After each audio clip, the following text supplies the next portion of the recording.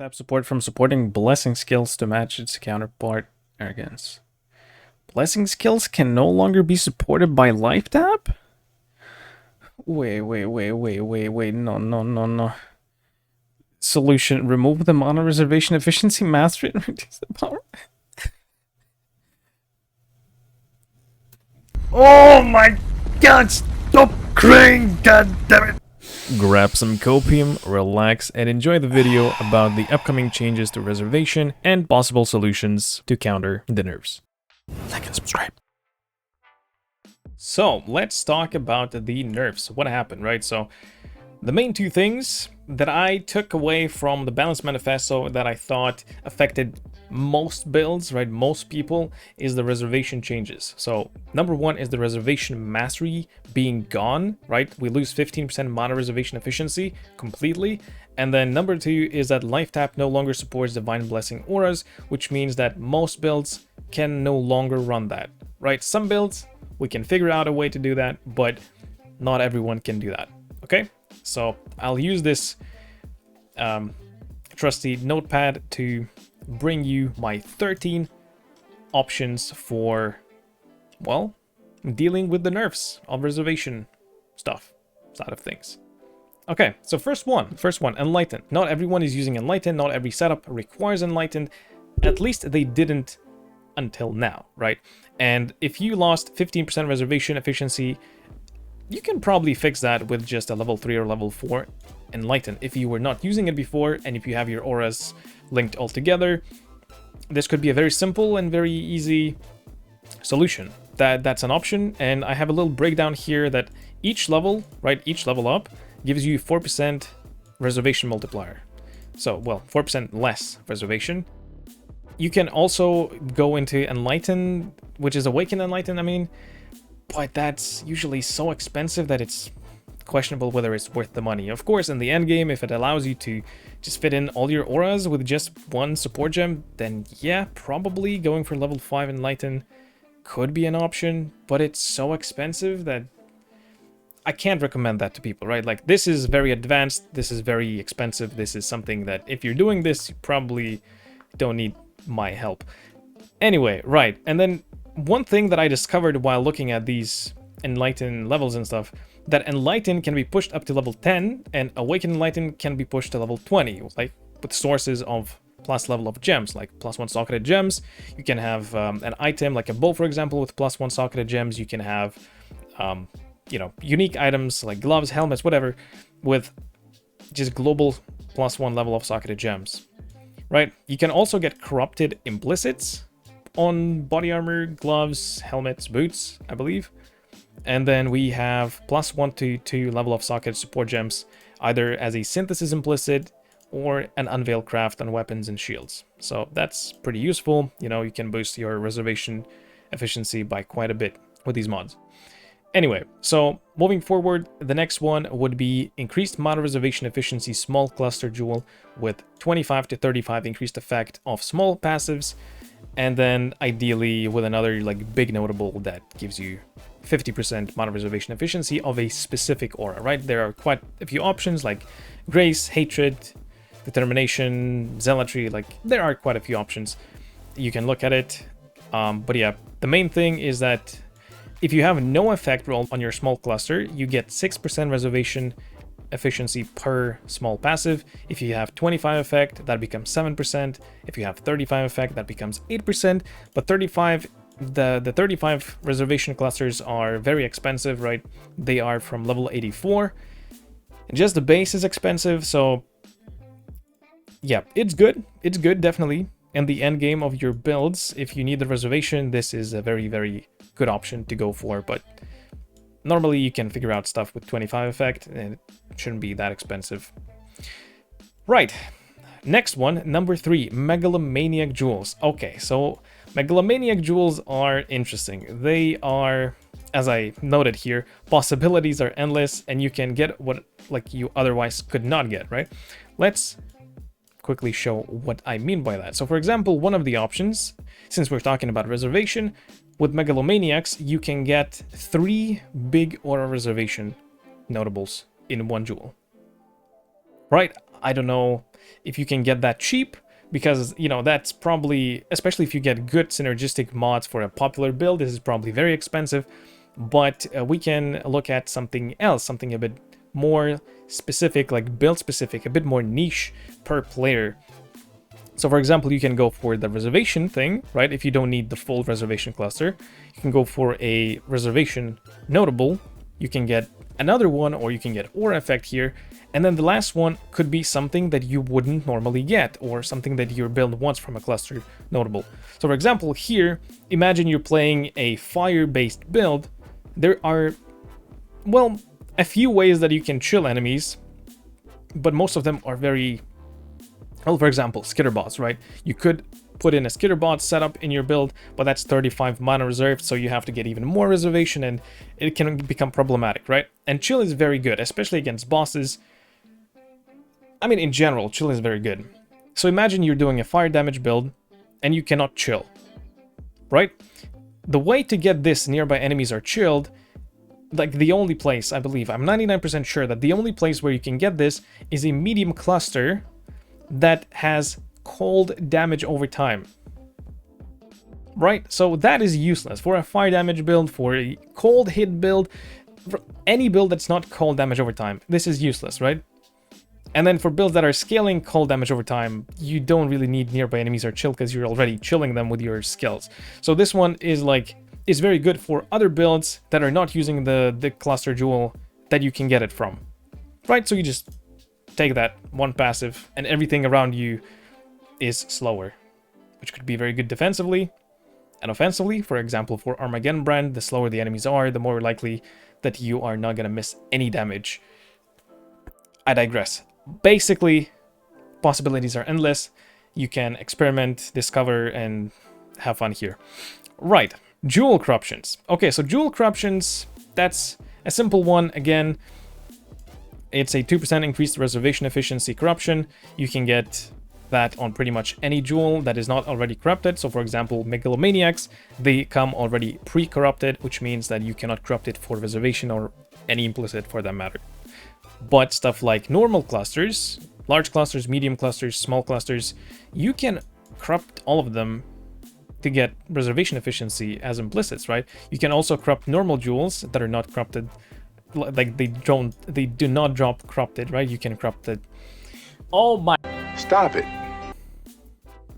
Jewels that drop non-corrupted, you can corrupt them to get implicits, right? But if the jewel already drops corrupted, you cannot corrupt it again.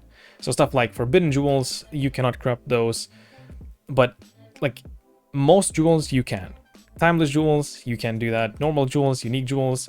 So for example, Conqueror's efficiency, which is another, it's next right here on the list. Conqueror's efficiency, it by itself gives 4% increased mana reservation efficiency of skills.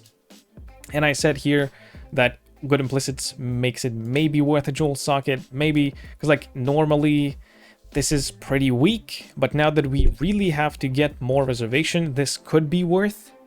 It could be worth, it depends on how many points you have to spend with this and, you know, combine with something else. But yeah, Corrupting Blood, reservation efficiency, look out for those, I guess. If you need a little bit more reservation, this could be huge. All right, let's move on. Number 6, Synthesis Unique Rings, right? So those rings can get 40 to 60% increased reservation efficiency of a specific herald. So here I have an example of, okay, this is an example of what you would lose, right? So if you're using a Circle of Anguish, this is a Herald of Ash ring, you want fire damage and Herald of Ash buff effect. This is really good, like insane for damage. This is the best damage ring you can probably get, especially for like physical based converted to fire damage builds. This is absolutely insane for damage, right? So you would have to sacrifice one of these mods. I mean, if you can get a good implicit with one of these damage mods and then reservation, then maybe it's good, maybe it's worth it, but usually, like, it's an option to get Herald reservation.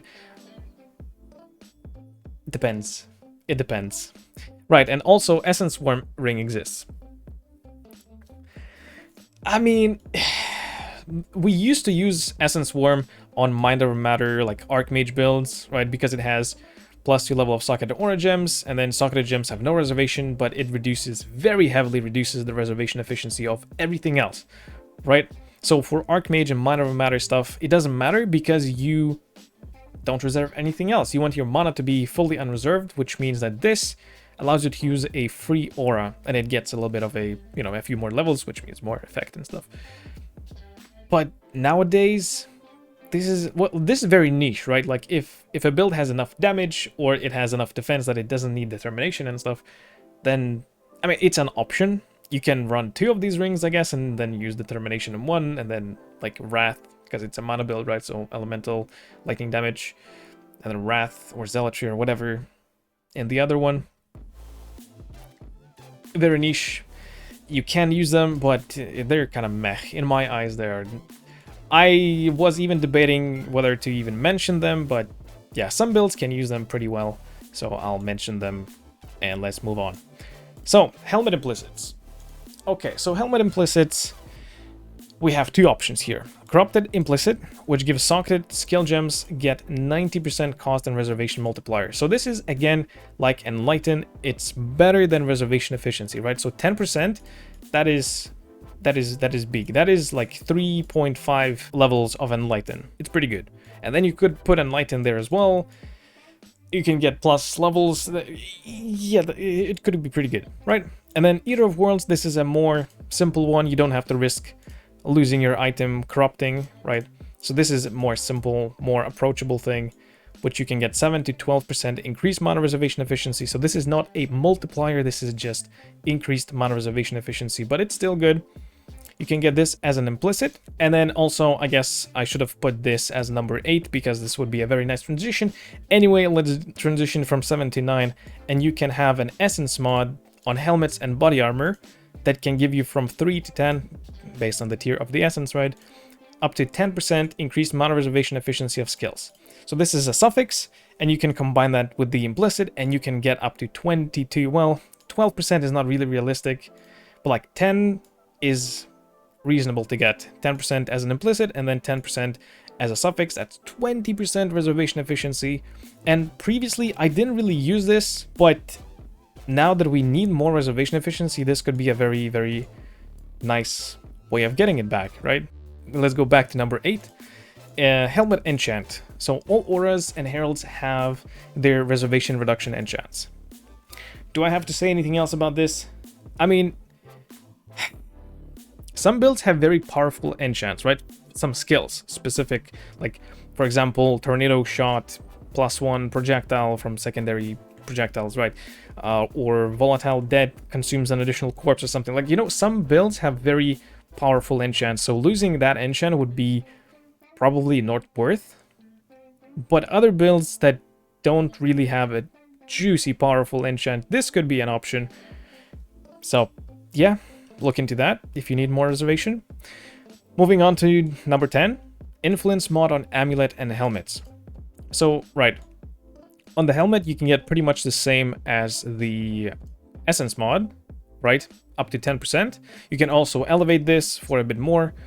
Yeah, if you need another Influence mod and you cannot get the Implicit or the Essence, this is an option. This is an option. We used to use this quite a bit back in the day. Yep, it's a Redeemer Influence. And then Amulet, there are 2 reservation mods. So one of them is the global % increased mana reservation efficiency of skills, right? You can get that on Shaper or Redeemer Influence, and it's pretty good. It's global. It's a good mod, right? Then we also have aura specific 40 to 60% reservation efficiency. So this one is, I wanted to say that it's a bit underused for how good it is.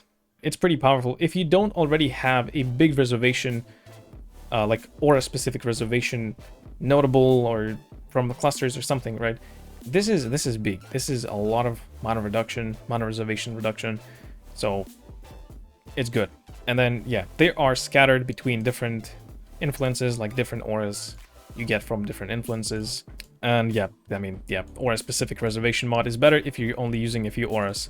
The more auras you use, the better the global % increased mana reservation becomes, because it affects all of your auras, and whereas this one affects only one of your auras. It depends. It depends a lot of things, but this is important. This is important to know that amulets can have this. Okay, shield. Oh, by the way, about amulets, I believe there's an implicit, a synthesized implicit. I forgot to mention that, but there is a synthesis implicit for amulets that give you mana reservation efficiency of skills. Let me quickly check. Okay, so I found the website where you can search for this, and reservation. So on amulets, you can get Purity of Vice reservation efficiency, Purity of Fire, also amulets, lightning amulets. Gloves, you can get Vitality, Determination, reduced mana reservation. Right, so synthesis implicits, you can get some things. But, okay, so the problem with this, on gloves, let's say helmets and boots, body armors for that matter as well, if you have a synthesis implicit, you cannot have influence mods, and you cannot have the new Eldritch mods, right? Searing Exarch and Eater of Worlds, and those mods are very, very powerful. So this is very niche, right? They are here, you can get them, but 10% is probably not worth dropping all the other juice. Okay, right, let's move on to number 11, Shield. So socketed gems have 20 to 30% increased reservation efficiency. That comes from Shaper and Hunter influence, right? Well, we also know that there's an implicit for shields that can give you up to this one, 10%. Yep, socketed gems have 10% reduced mana reservation. That's pretty good. That's pretty good. Right, but this is only local socketed gems, so it's for 3 gems, for 3 auras. But it could be good. It could be enough. It could be enough to fit in what you need. It's an option, right? It's an option. It depends. It's just information. Okay, number 12, passive tree. Of course, obviously, right? So you can anoint or travel to another reservation cluster.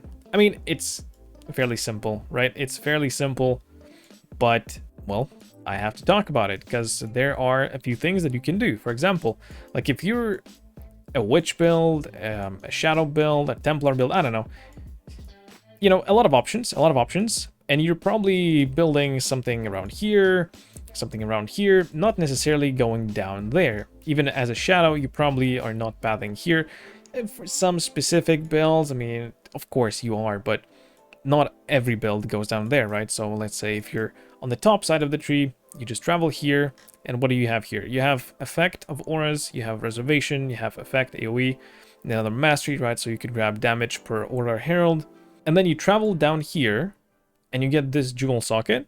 You put an intuitive leap, and that allows you to get stuff without traveling to them, right? Get points, and that's 16% mana reservation. Boom, fixed. Nerfs are bypassed. Yes, you had to sacrifice quite a few points, but then if you're traveling here, either you're doing energy shield, so you can grab energy shield. Maybe you can put in an unnatural instinct, which will give you life here, get accuracy, movement speed, cast speed, attack speed, you know, spell damage, whatever you choose to go for 3 points technically, right? If you're traveling here. So traveling here could be very point taxing, but it also could be worth. It depends, right? It depends. Maybe you need spell suppression, so boom, you have a better access to Mage Bane, and then, you know, options, so many options. This is one of them. Next one, masteries for specific aura reservation efficiency. Right, so that's a good thing as well. For example, a life mastery can get you vitality reservation efficiency, 100%, right? So it's a very, very juicy reservation reduction. Also, if you go for mana stuff, let's say here, you can get clarity reservation, 100% reduction. Not 100% reduction, but 100% increased reservation efficiency. So it's on average cutting your reservation in half, right? Then what else? Energy shield, right? So energy shield, you can get discipline. For armor stuff, you can get determination here, I believe here, and like here. Defiance banner, also Defiance banner. You have to go for the hybrid evasion armor mastery. Defiance banner, 100% reservation efficiency. And grace, right? Grace you can get on evasion masteries. It's like, for example, here, grace reservation efficiency, grace reservation efficiency. See, so like if you travel here, maybe you go here and grab up grace reservation efficiency, and now you get some spell suppression, a bunch of evasion, and maybe you can fit in a Grace into your build. You know, like, improvise, adapt, overcome. This is the name of the game. Okay, then we also have Herald Reservation Efficiency. This is the only place for Heralds, and you can go here, 10%, 10%, 20%. This is also a Reservation Mastery, so maybe if you need that. Also, this one gives you access to effect of Herald buffs on you. So for Herald of Ash, this is pretty big. For like Fizz as extra, Fire and stuff. It's pretty big. Next one, Hierophant's Sanctuary of Thought Ascendancy Point. So I was debating whether to talk about it, but I guess I will mention it. It's pretty niche. It has 25% mana reservation efficiency of skills. That is a lot of mana reservation efficiency, right? But not a lot of builds get that. Really not a lot of builds. Maybe as an Inquisitor and you get Forbidden Flame, Forbidden Flesh jewels for that. But even then, what do you get? You get life, you get mana as extra energy shield, but you're not scaling mana, so this is not really a lot of energy shield. It will be a little bit, like a few hundred probably, but not really a lot, right? And then you get Reservation Efficiency. That's good. AoE per 50 unreserved mana, but you're reserving pretty much all of your mana, so this gives you like 1 to 2% AoE, which is irrelevant. And then 50% less mana cost. It's okay. But then it's, I don't know, compare it to like something like Inevitable Judgment, right? If you could get something here or like Battle Mage or something, like these are like all, like you get a lot of damage versus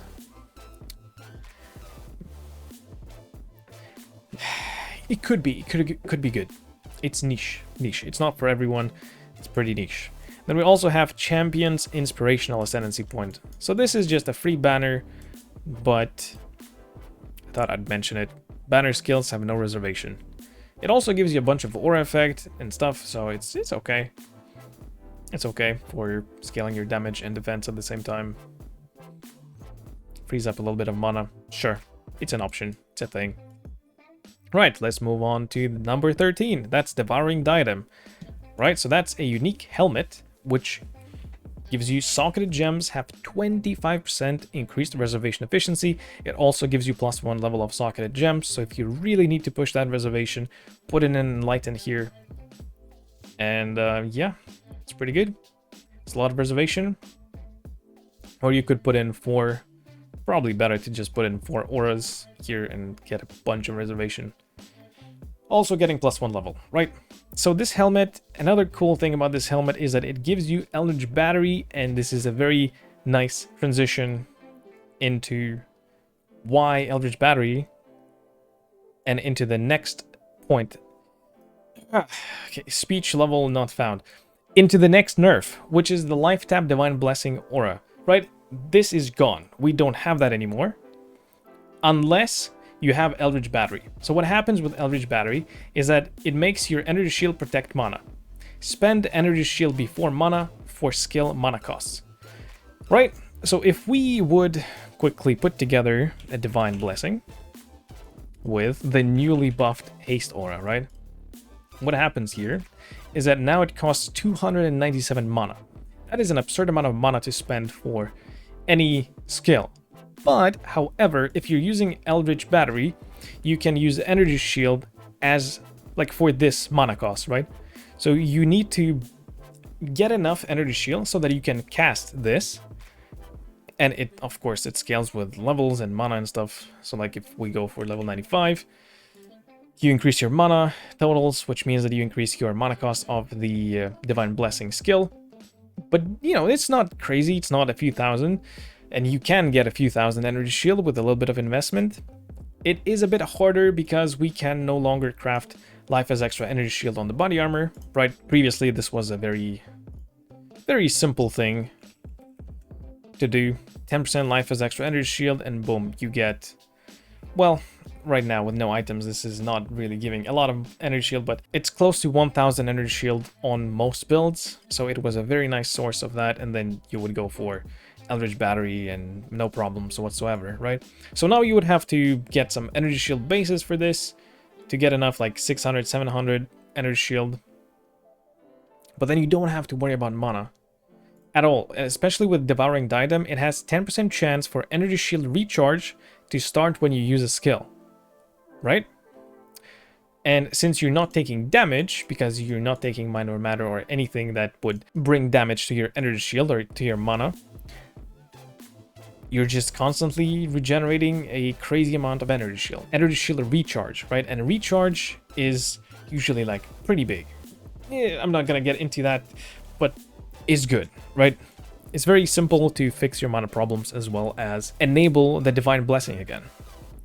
However, there is Inquisitor.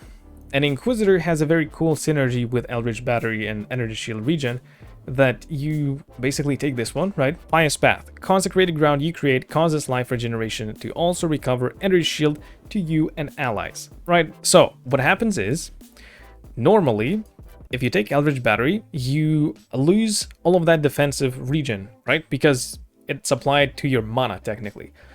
But you take Mind Over Matter, and you get 30% of damage taken from mana before life, and since your energy shield is protecting your mana, now you get back your energy shield. And also, Mind Over Matter got buffed, and it is 40%, not 30% anymore, right? From the upcoming league, from 3.19 and onwards, this is 40% of damage taken from mana before life. And that is a very similar effect as the Corrupted Soul.